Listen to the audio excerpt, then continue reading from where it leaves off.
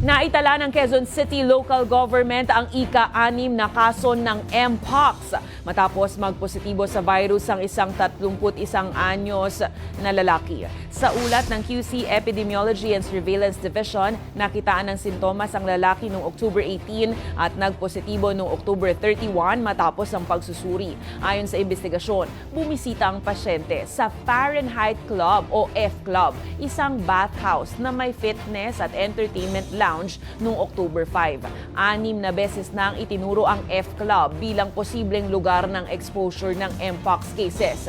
Matatanda ang naglabas na noong Agosto ng cease and desist order laban sa F Club ang QC dahil sa hindi pakikipagtulungan nito sa contact tracing.